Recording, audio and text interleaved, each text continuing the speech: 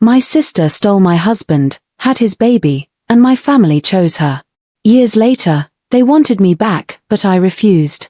I'm a 27-year-old woman, and lately I've been thinking about everything that happened in my life. Looking back, I realize that none of the painful things that happened as an adult came out of nowhere. They all started in my childhood. I grew up in a middle-class family in a small town in the Midwest. From the outside, we looked like an ordinary family. We had a nice house, family dinners, holiday traditions, and parents who seemed loving. But behind closed doors, there was one problem that never went away. My older sister, Veronica, who is 3 years older than me, was always the favorite child. Everyone in the family adored her. She was beautiful, outgoing, funny, and full of confidence. She had blonde hair, a bright smile, and somehow always managed to be the center of attention. I won't pretend she had no talents because she absolutely did. She worked hard at many things. The problem wasn't Veronica herself. The problem was that my parents treated her like she could do no wrong while I constantly felt invisible. No matter what I achieved, it was never enough. No matter how hard I tried, I always came second. Honestly, I can't remember a single year growing up where I truly felt like I mattered as much as she did. One of my earliest memories happened when I was around 10 years old. Veronica decided she wanted to learn ballet. Within a week, my parents had enrolled her in the best dance academy in town. They bought her beautiful costumes, expensive ballet shoes, and every accessory she needed. Every recital became a huge family event. My parents never missed a performance, and afterward they would celebrate by taking her out for ice cream or dinner. Watching them cheer for her made me wish someone would be just as excited for me. Around that same time, I became obsessed with drawing. I spent hours filling sketchbooks with flowers, animals, and little imaginary characters. My art teacher even told my parents that I had real talent and suggested they sign me up for an after-school art program. I was so excited. When I asked my mom if I could join, she smiled sadly and said, "Maybe next year, sweetheart. Money is a little tight right now." I believed her. I waited patiently. Next year arrived. Nothing happened. The year after that. Still nothing. Meanwhile, Veronica started piano lessons. Apparently, there was always money for her dreams. Just never for mine. Birthdays made the favoritism even more obvious. When Veronica turned 16, my parents surprised her with a used sedan. It wasn't brand new, but it was still a car. Our driveway was covered in balloons, relatives came over, and everyone acted like she had won the lottery. When my 16th birthday came around, I didn't even bother hoping for something that big. Deep down, I already knew better. I got a small grocery store cake, a birthday card, and a hug. That was it. The card simply said, "We're proud of you, Elena." Proud of what? Existing quietly? Being the easy child who never asked for anything? Graduation wasn't much different. When Veronica graduated high school, my parents rented a banquet hall. There were decorations everywhere, a DJ, catered food, dozens of guests, and endless speeches about how proud everyone was of her. When I graduated, we had hamburgers in the backyard. No decorations. No celebration. No speeches. At one point my dad casually laughed and said, "We already had the big graduation party with Veronica, so we'll keep yours simple." I smiled because I didn't want to ruin the day. Inside, though, my heart broke. College was where I finally hoped things would change. I worked incredibly hard throughout high school. I earned straight A's. I volunteered on weekends. I joined clubs. I spent countless late nights studying because I had a dream. I wanted to become a fragrance chemist. Creating perfumes fascinated me. The idea that someone could capture memories and emotions inside a bottle felt magical to me. When I was accepted into one of the best fragrance chemistry programs, I was overjoyed.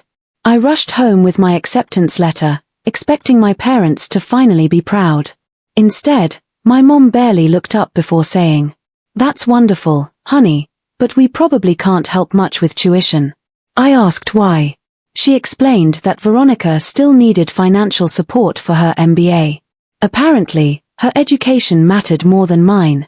After finishing college, Veronica moved back home because she couldn't find her dream job right away. Instead of encouraging her to become independent, my parents completely spoiled her. They turned the guest room into what looked like a luxury apartment.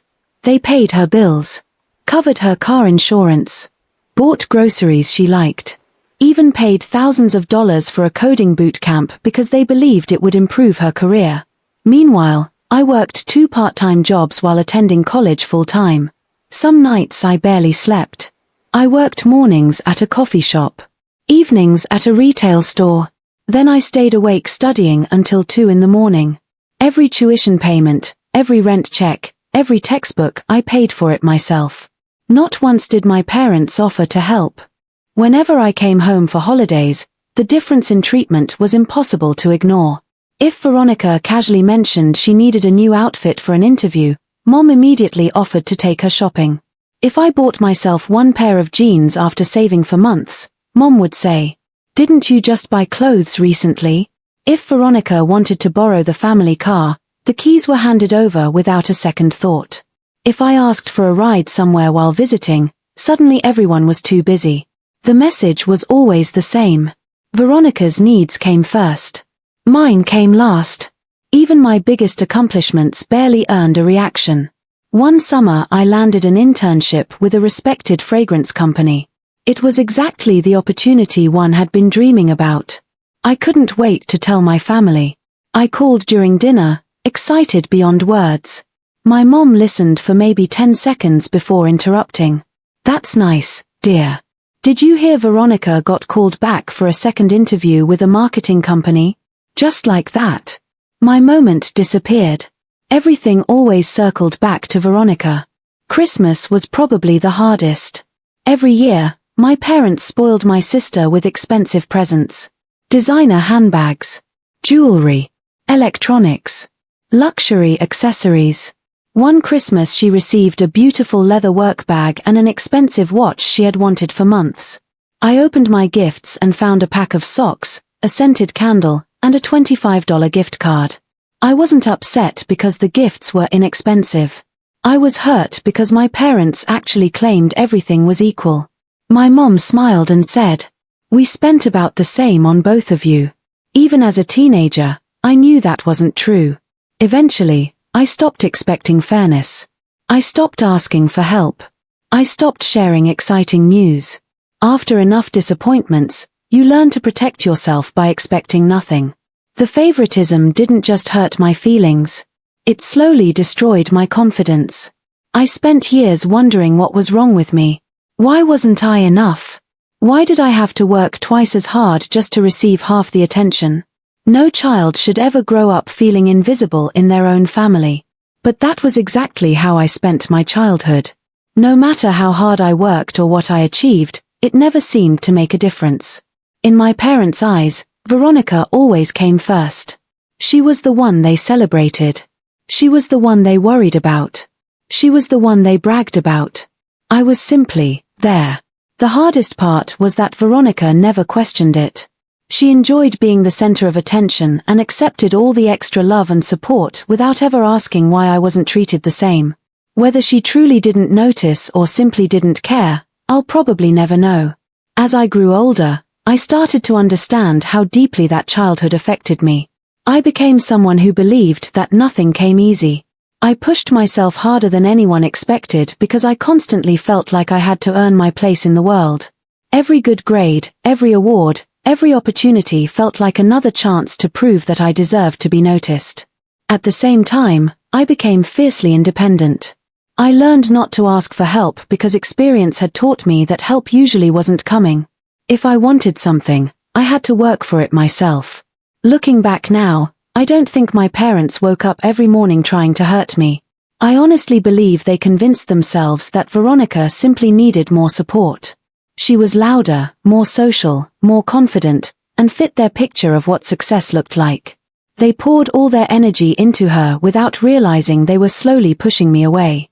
Maybe they never meant to make me feel invisible. But intentions don't erase pain. Being overlooked year after year leaves scars that don't disappear overnight. I'm sharing this because I know there are other people who grew up feeling like the forgotten child. If you've ever watched a sibling receive all the praise while your accomplishments were ignored, then you know exactly what I'm talking about. You're not imagining it. You're not being dramatic. And you're definitely not alone. By the time I reached my final year of college, my schedule was packed from morning until night.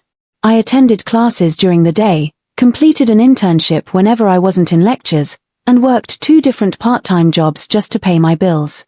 Life was exhausting, but I refused to give up. One of those jobs became my favorite place in the world. I worked at a small boutique perfume shop in the city. It wasn't fancy or famous, but to me it felt magical. Every shelf held beautiful bottles filled with unique fragrances from around the world. Whenever business was slow, my manager let me experiment with different oils and ingredients. I loved learning how tiny changes could completely transform a scent. Helping customers find a perfume that matched their personality never felt like work. It reminded me every day why I had chosen fragrance chemistry. I wasn't just earning a paycheck. I was getting one step closer to my dream. That's where I met Adrian.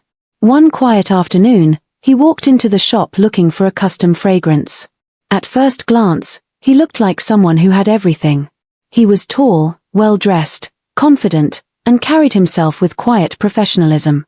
I assumed he was another wealthy businessman looking for an expensive gift. I couldn't have been more wrong. Instead of pointing at the most expensive bottle, he became genuinely curious about how perfumes were created. He asked thoughtful questions about ingredients. He wanted to know why certain scents worked well together. He even asked what inspired me to study fragrance chemistry. Most customers wanted something expensive. Adrian wanted to understand the art behind it. We spent almost an hour creating the perfect custom fragrance together. By the time he left, I realized he wasn't arrogant at all. He was kind, patient, easy to talk to, and surprisingly humble. A week later, he returned to pick up the finished perfume. I expected him to collect it and leave. Instead, he stayed. We talked for another half hour about business, creativity, books, travel, and life. After that, he started visiting the shop regularly. Sometimes he needed another fragrance. Sometimes he simply stopped by to say hello. Little by little, our conversations became something I looked forward to every week. Eventually, I learned that he owned a technology startup that had recently become incredibly successful. The company was growing fast, and financially he was doing very well. The funny thing was, he almost never talked about money. He wasn't interested in impressing people. Whenever we met, he asked about my classes, my internship, and the perfumes I was creating. For the first time in my life, someone genuinely cared about my dreams. He listened. He remembered small details. He celebrated every little achievement as if it mattered. That feeling was completely new to me. One evening, after closing the shop, Adrian smiled and asked if I'd like to have dinner with him. I was caught completely off guard. Part of me wanted to say yes immediately. Another part was terrified. I was a busy college student working 2 jobs. He was a successful entrepreneur. I couldn't imagine why someone like him would be interested in someone like me. But he never made me feel small.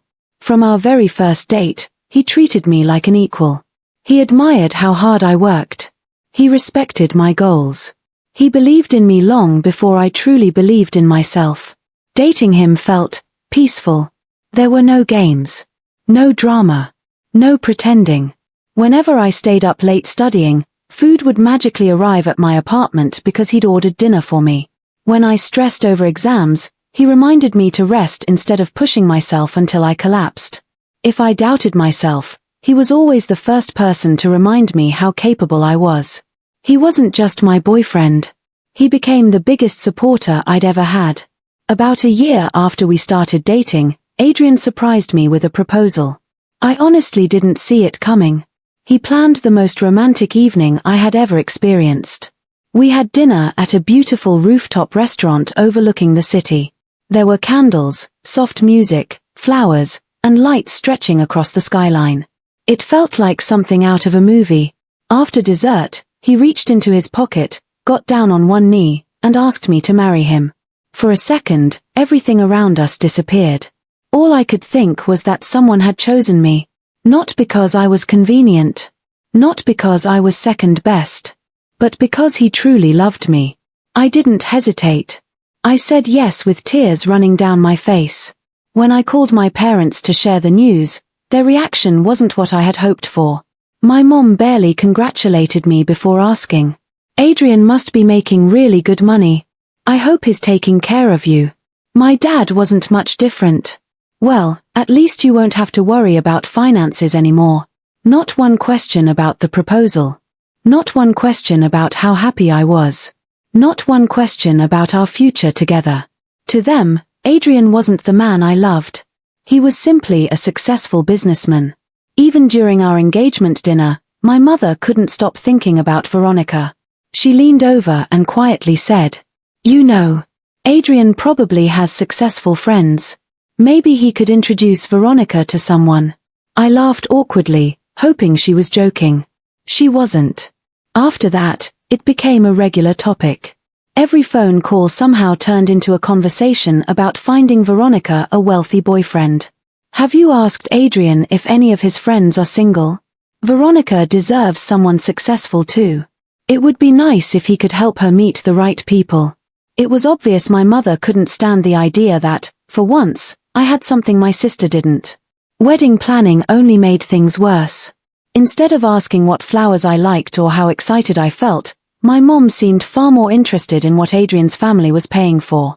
Whenever she talked about the wedding, she'd say things like, "Well, it's nice that his family is covering the venue. They're being very generous. At least the reception will look expensive." Sometimes it felt like everyone had forgotten it was my wedding. Finally, the big day arrived. Despite all the stress, it was beautiful. The ceremony was everything I had dreamed of. For a few hours, I truly felt happy. Of course, Veronica couldn't let the spotlight stay on me for long. She arrived wearing an incredibly flashy dress that looked more suitable for a red carpet event than her sister's wedding. Guests kept turning to look at her because she clearly wanted attention. Throughout the reception, she spent more time talking to Adrian's business partners and wealthy friends than she did celebrating with family.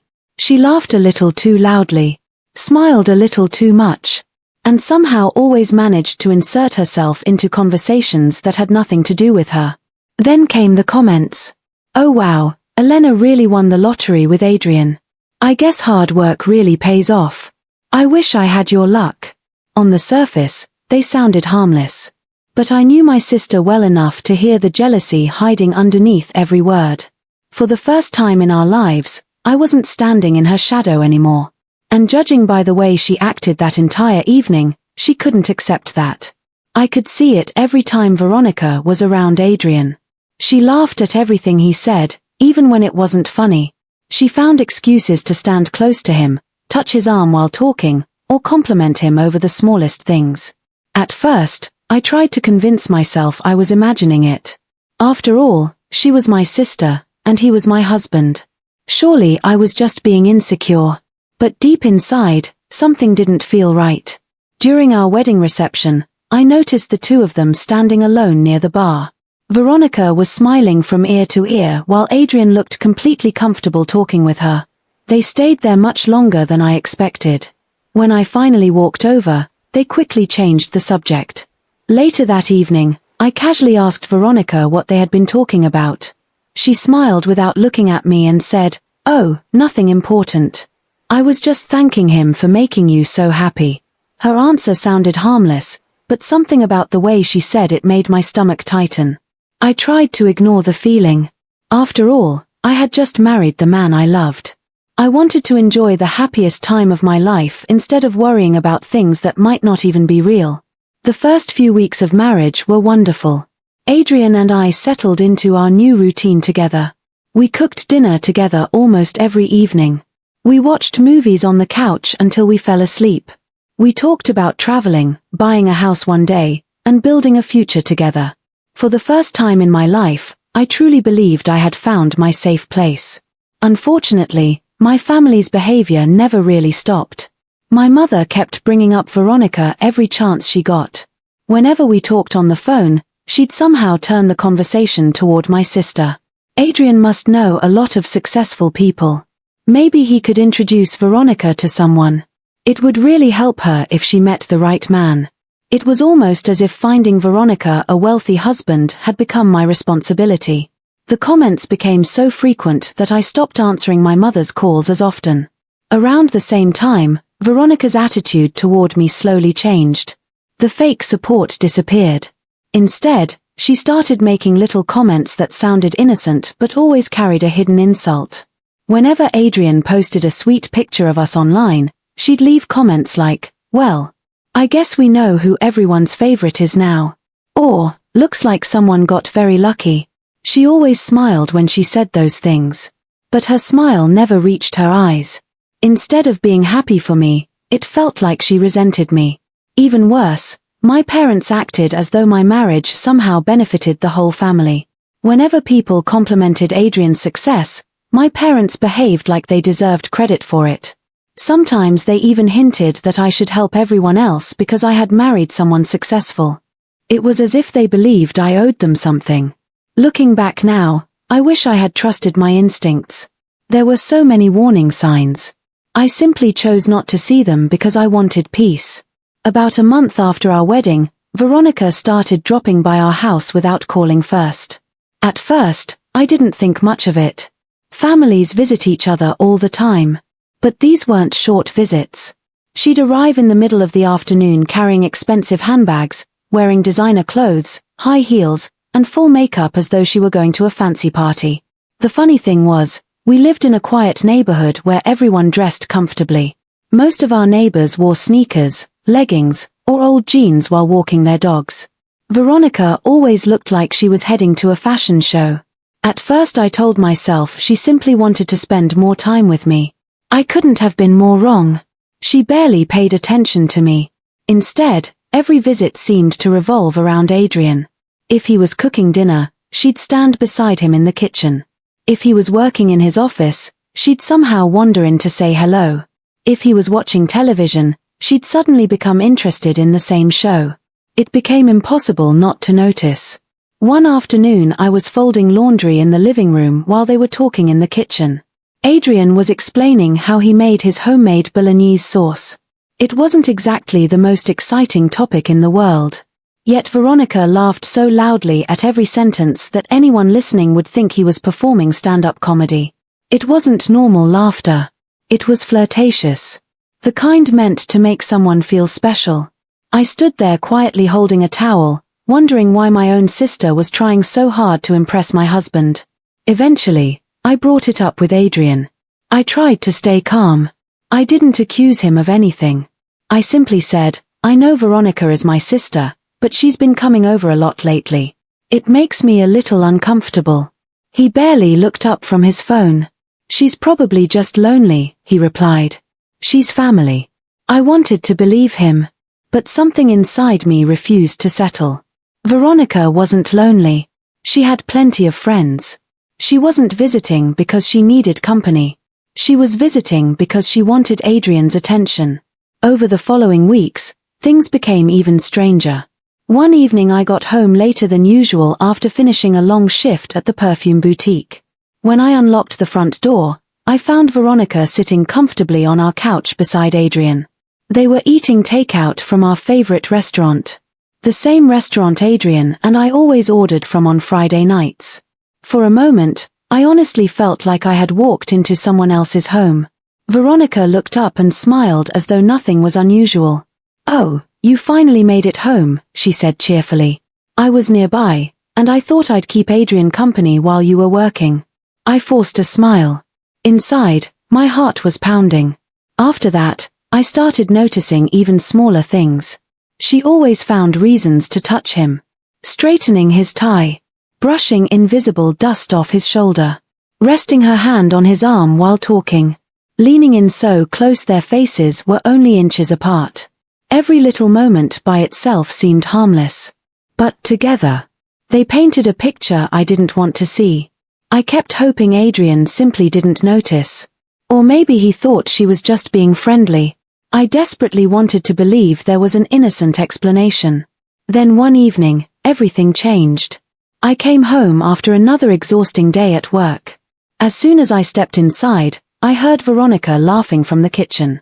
That same laugh. The one that had started making my stomach twist weeks earlier. I stood frozen in the hallway for several seconds. I didn't want to look. Part of me already knew something was wrong. When I finally walked into the kitchen, they both looked up. Veronica was sitting on one of the stools at the island, leaning toward Adrian with a huge smile. Adrian was smiling back. Neither of them looked surprised to be alone together. Neither of them looked guilty. They simply looked comfortable. Too comfortable. That night, after Veronica finally left, I couldn't stay silent anymore. I asked Adrian directly, "Is something going on between you and my sister?" He stared at me with a confused expression. "What? You heard me." He laughed softly. "Elena, she's your sister." "I know she's my sister," I answered. "That's exactly why this feels so wrong." He sighed and shook his head. "You're imagining things. Veronica is just friendly. You've been under a lot of stress." His words made me question myself. Maybe I really was overthinking everything. Maybe years of feeling second best had made me suspicious. I wanted to believe him. I truly did. But my instincts refused to stay quiet. Only a few weeks later, the truth finally came out.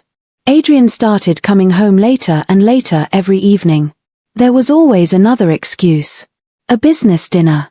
A last-minute meeting. Heavy traffic. An important client. At first, I accepted those explanations. Eventually, they stopped making sense. Then came the night I will never forget. It was almost midnight when I heard the front door open. Adrian walked inside looking tired. As he walked past me, I caught a familiar scent. A soft perfume filled with jasmine, vanilla, and white flowers. My entire body went cold. I knew fragrances better than almost anyone. Creating perfumes was my career. That scent wasn't mine. I had never owned anything that smelled like that. Before I could even ask the question, Adrian looked down at the floor. His shoulders dropped. Then he quietly said the words that destroyed my world. "Elena, Veronica and I are in love." Everything around me seemed to stop. My ears rang. For several seconds, I couldn't breathe. Those 6 words shattered everything I believed about my life. My husband. My sister. The 2 people I trusted most. I kept waiting for him to laugh and tell me it was some terrible joke. He never did. Instead, he started talking about how feelings change. How nobody planned for this to happen. How they never meant to hurt me. I barely heard him. I felt like I was standing outside my own body watching someone else's life fall apart. The next morning, I packed a small suitcase and called my parents. For the first time in years, I needed them. I wasn't asking for money. I wasn't asking them to solve my problems. I simply needed a place to stay for a few days until I figured out my next step. My mother answered. As soon as I explained what had happened, there was a long silence. Finally, she sighed. "Oh, sweetheart. I'd really love to help. But the house is being renovated right now. It's such a mess." I stared at the phone. Renovated? My parents had lived in that house for over 20 years. They had talked about remodeling for years but had never actually done anything. The excuse didn't make sense. Still hoping someone would help me, I called my father. He sounded uncomfortable from the moment he answered. "It's really not a good time," he said quietly. "You understand." No. I didn't understand. After we hung up, I sat alone in the guest room, staring at the wall for what felt like hours. My marriage had fallen apart overnight. My sister had betrayed me. And now my own parents had turned me away when I needed them most. I had never felt so alone. Over the following weeks, I replayed every conversation in my mind. Every family dinner. Every strange comment. Every awkward phone call. Little by little, the truth became impossible to ignore. My parents hadn't been caught off guard by the affair. They already knew. That was why they refused to let me stay with them. That was why their excuses sounded so rehearsed. That was why they acted so strangely whenever I mentioned Adrian or Veronica. They weren't protecting me. They were protecting their favorite daughter. Just like they always had. No matter what Veronica did, even if it meant destroying my marriage, my parents still chose her over me. Even after everything Veronica had done, my parents still chose her. She had betrayed her own sister in the worst way possible, yet they were more worried about protecting her than helping me. Looking back, it made sense why they refused to let me move back home. If I had stayed with them, they would have been forced to face the truth. They would have had to admit that their favorite daughter had destroyed my marriage. Instead, it was easier to shut me out and pretend nothing had happened. So I stopped asking for their help. I filed for divorce. The process was surprisingly fast. Before we got married, Adrian had insisted that we sign a prenuptial agreement. At the time, he said it was simply good business and had nothing to do with trust. I believed him. Now I understood why he had been so determined. Because of that agreement, I walked away with almost nothing. No house. No savings. No financial support. Just a suitcase full of clothes and a broken heart. After the divorce papers were finalized, I reached out to Adrian's parents. I wasn't trying to start drama. I wasn't looking for revenge. I simply thought they deserved to know why their son's marriage had ended so suddenly. His mother invited me over for coffee. To my surprise, she was incredibly kind. She listened without interrupting as I explained everything. When I finished, she sighed deeply. "I'm so sorry, Elena," she said quietly. "I always felt something was off with Veronica. I never imagined it would end like this." Her words didn't fix anything, but hearing someone acknowledge my pain meant more than she probably realized. Unfortunately, Adrian didn't see it that way. As soon as he learned I had spoken to his parents, he called me in a rage. "You had no right to involve my family," he snapped. "You're trying to make me look like the bad guy." I couldn't believe what I was hearing. He had cheated on me with my own sister. Yet somehow I was the villain because I told the truth. The hypocrisy was unbelievable. I thought that would be the end of it. I was wrong. Apparently destroying my marriage wasn't enough for him. He decided to go after the one thing I still had left. My career. A few days later, I arrived at the perfume boutique where I worked. Almost immediately, my manager asked me to come into her office. The moment I walked in, I knew something was wrong. She wouldn't look me in the eyes. She nervously pushed an envelope across the desk. "I'm really sorry," she whispered. "We've decided to let you go." She mumbled something about company changes and restructuring, but none of it sounded convincing. I left the office completely confused. Later that afternoon, one of my co-workers quietly pulled me aside. She looked around to make sure nobody else was listening. "I probably shouldn't tell you this," she whispered.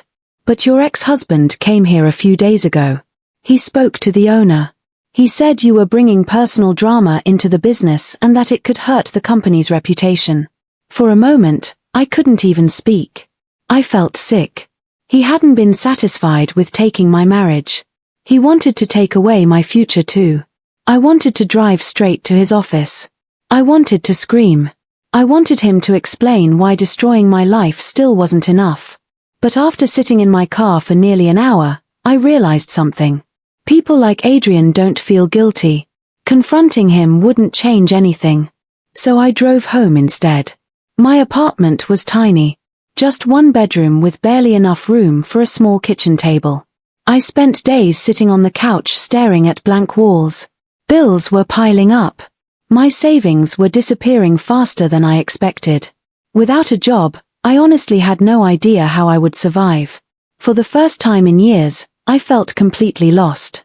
Then one evening, something unexpected happened. I was lying on the couch scrolling through social media, trying to distract myself from everything. Most of the posts only made me feel worse. People showing off vacations. Perfect families. Expensive dinners. Lives that seemed so much happier than mine. Then I came across a story about a woman who had started making handmade candles in her kitchen after losing her job. She talked about taking a chance on herself. About building a business from nothing. about refusing to let failure define her. I read the article 3 times. Then I put my phone down and sat there thinking, why couldn't I do the same? For years, I had dreamed of creating my own perfume brand. I always told myself I wasn't ready. I needed more experience, more money, better timing. But now, what was I waiting for? I had already lost everything. There was nothing left to be afraid of. The next morning, I started making a plan. I applied for a small business loan. I used every dollar I had saved. My tiny apartment slowly turned into a miniature perfume studio. The dining table became my workspace. Shelves filled with bottles, oils, glass vials, labels, and notebooks covered every corner. There were nights when I worked until 3 in the morning testing new fragrance combinations. Some batches failed completely. Others smelled amazing. Little by little, my collection started growing. When everything was ready, I launched my website and created social media accounts for my new business.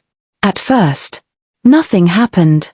A few orders trickled in from friends and strangers who found me online. It wasn't enough to make a living, but it was a start. Then something incredible happened. A beauty blogger with a loyal audience ordered one of my perfumes. A week later, she posted an honest review. She described my fragrances as elegant, unique, and unlike anything she'd tried before. Almost overnight, everything changed. Orders flooded in faster than I could package them. My phone wouldn't stop buzzing with notifications. For the first time in months, I cried happy tears. By my second year in business, things had grown beyond anything I imagined. Small boutiques from different cities contacted me asking to carry my perfumes. I finally moved out of my apartment and rented a real studio. It wasn't huge. Just a bright little workspace with enough room for my equipment, shelves, and a cozy corner where clients could test fragrances. Soon after, I hired my first employee. Her name was Mia, and she quickly became much more than an assistant. She became one of my closest friends. Together we packed orders, brainstormed new collections, and celebrated every milestone. By the end of that second year, my business was making real profits. I wasn't just surviving anymore. I was comfortable. I could finally breathe. My perfumes started appearing in beauty magazines and online articles. Customers from across the country ordered from my website.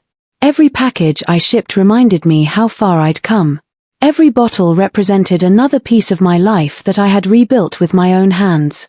No one had handed me success. I earned every bit of it. Then one rainy afternoon, just when life finally felt peaceful, the past came knocking. The weather was miserable. Rain hammered against the windows while soft music played through the studio. Mia had gone out to grab coffee, leaving me alone to pack a shipment for a boutique in Seattle. As I sealed the last box, the front door opened. The little bell above it chimed. Without looking up, I smiled. Mia, did they finally make your coffee? There was no answer. Something felt strange. I looked toward the entrance. My smile disappeared. Standing in the doorway was Veronica. She was holding a baby. For a second, I honestly wondered if I was dreaming. She looked nothing like the confident woman I remembered. Her hair was pulled into a messy bun. Dark circles surrounded her eyes. Her coat was soaked from the rain. She looked exhausted. The baby in her arms slept quietly, wrapped in an old blanket. Neither of them looked like they had been doing well. She took one hesitant step inside. "Elena," she whispered. I didn't know where else to go. I simply stared at her. It had been almost 2 years since I had seen her. The last time, she had been showing off expensive clothes, expensive vacations, and the man she stole from me. Now she looked like someone carrying the weight of the world. Finally I broke the silence. "What do you want, Veronica?" Her lips trembled. She adjusted the baby in her arms before quietly saying, "I need your help." She took a shaky breath. "Adrian left me." For a moment, I almost laughed. The irony was impossible to ignore. The man she had stolen from me had abandoned her too.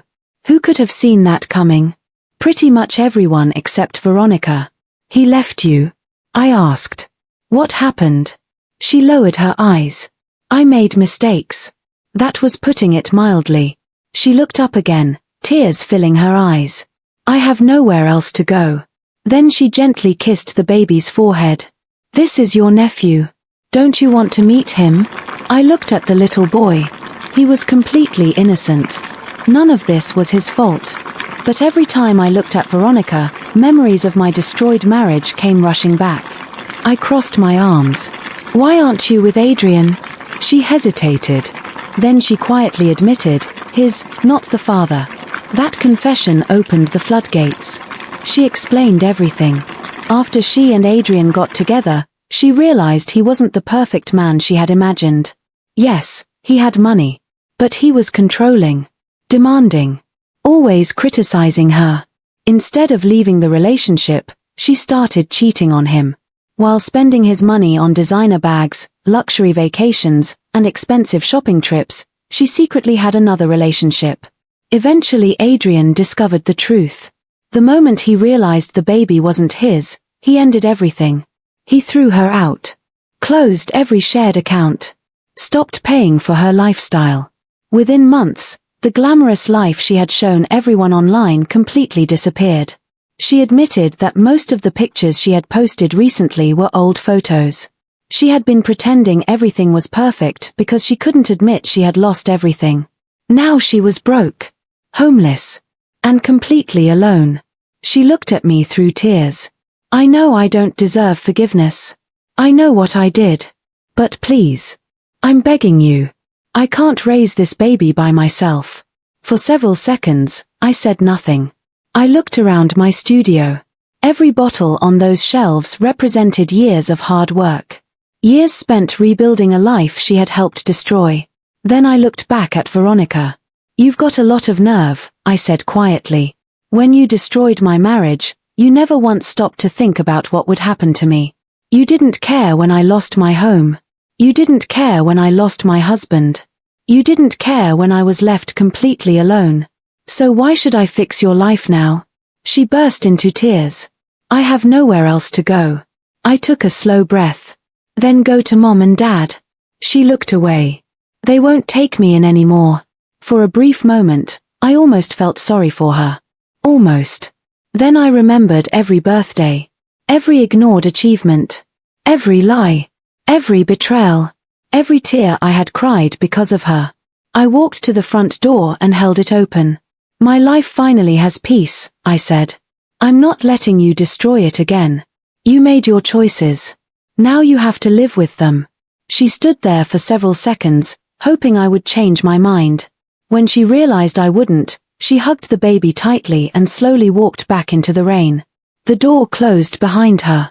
I stood there in silence. I didn't feel guilty. I felt free. The only person I truly felt sorry for was the little boy, because none of this was his fault. But Veronica's problems were no longer mine to solve. For years, I had been expected to clean up the messes other people created. That chapter of my life was finally over. For the first time, I chose myself. And I never regretted it. I've always believed that life has a way of balancing the scales. Maybe it's karma. Maybe it's simply the natural result of the choices people make. Whatever you call it, I've learned that people can't keep hurting others forever without eventually facing the consequences. Sometimes justice takes years. But when it finally arrives, it has a way of changing everything. And that's exactly what happened. Not just to Veronica. Not just to Adrian. Even my parents eventually had to face the reality they had spent years avoiding. After Adrian left Veronica, their relationship exploded in spectacular fashion. She wasn't willing to quietly disappear. Instead, she took their private problems straight to social media. Almost every day she posted long emotional messages accusing him of controlling her, manipulating her, and making her miserable. She painted herself as the victim in every story. Of course, she conveniently left out one very important detail. She had been cheating on him. While he was paying for expensive vacations, designer handbags, luxury apartments, and fancy dinners, she had secretly been seeing someone else. Eventually, the truth started spreading. People in Adrian's industry began talking. Business owners talked to each other. Investors compare notes. Partners pay attention to scandals. Little by little, his carefully built reputation started falling apart. Several investors quietly backed away from deals. Clients became hesitant to work with him. Business partners stopped returning his calls. The image he had spent years creating disappeared almost overnight. The company that had once been worth millions suddenly struggled to stay afloat. In the end, Adrian was forced to sell the business for far less than it was actually worth just to cover debts and avoid complete bankruptcy. Everything he had worked for slipped away. One afternoon, several months later, I was in my studio creating samples for a new perfume collection when the front door opened. I looked up and froze. Adrian was standing there. For a second, I barely recognized him. The expensive tailored suits were gone. His confident smile had disappeared. He looked exhausted. His shoulders were slumped, and there was a sadness in his eyes that hadn't been there before. He smiled awkwardly. "Hi, Elena." I simply nodded. He tried making small talk. He complimented the studio. Asked how business was going. Commented on how nice the place smelled. It was painfully obvious he was avoiding the real reason he had come. Finally, after several uncomfortable minutes, he sighed. "I made the biggest mistake of my life." I stayed silent. He continued talking. "I didn't appreciate what I had. I thought the grass was greener. I was wrong." Then he looked directly at me. "I miss you. I miss our life. I miss the way you believed in me." He admitted that Veronica hadn't been the person he thought she was. He claimed she had ruined everything. Then he asked if there was any chance we could try again. I almost laughed. Not because it was funny. Because it was unbelievable. The same man who had destroyed my marriage, taken away my job, and shattered my trust was now asking for another chance. I calmly walked toward the front door and opened it. Then I looked him in the eye. "Adrian," I said quietly, "the woman you left behind doesn't exist anymore. I rebuilt my life without you. I found happiness without you. And there's no place for you in the future I worked so hard to create." He stood there for a moment, hoping I would change my mind. I didn't. Without another word, he turned around and walked away. That was the last time I ever saw him. As for Veronica, life looked very different for her too. After Adrian ended their relationship and cut off all financial support, she had no choice but to start over. She moved into a small apartment in an older neighborhood. It wasn't glamorous. It wasn't the luxury lifestyle she had spent years showing off online. She eventually found a job working at a customer service call center. Ironically, it was exactly the kind of job she used to mock when other people had it. Life has a funny sense of humor sometimes. Even then, she refused to take responsibility for her choices. Her social media became a collection of complaints. According to Veronica, nothing was ever her fault. She blamed bad luck. She blamed toxic people. She blamed society. She blamed everyone except herself. Every now and then she'd post dramatic quotes like, "Some people are born lucky while others have to fight for everything." Or, "The world always rewards the wrong people." Reading those posts almost made me smile. She still couldn't admit that her own decisions had brought her there. My parents didn't escape the consequences either. As always, they rushed in to rescue Veronica. When her debts became overwhelming, they emptied their savings trying to help. Eventually they made the heartbreaking decision to sell the family home. The same house where we had grown up. The place they had proudly lived in for more than 20 years. They used the money from the sale to pay off Veronica's bills and keep her from becoming homeless. After that, they moved into a much smaller condominium on the edge of town. Money became tight. Very tight. My father, who had been looking forward to retirement, started working part-time as a delivery driver just to help cover expenses. My mother began sewing clothing alterations from home to earn extra income. It wasn't the comfortable life they had once imagined. Every few months, I receive another email from them. Interestingly, none of those messages contain the words I spent years hoping to hear. "I'm sorry. We were wrong. We failed you." Those words never come. Instead, the emails always sound the same. Family should stay together. Life is too short to hold grudges. We hope you'll reach out someday. Reading them no longer makes me angry. It simply reminds me that some people would rather rewrite history than admit their mistakes. I usually delete the emails without replying. Not because I hate them, but because I've finally learned that protecting my peace is more important than reopening old wounds. As for me, life turned out better than I ever imagined. My little perfume business continued growing year after year. What started on a tiny apartment dining table eventually became a real company. I opened my very first storefront in downtown Chicago. It's warm, welcoming, and filled with hundreds of beautiful fragrances. Customers travel from different states just to create personalized perfumes with us.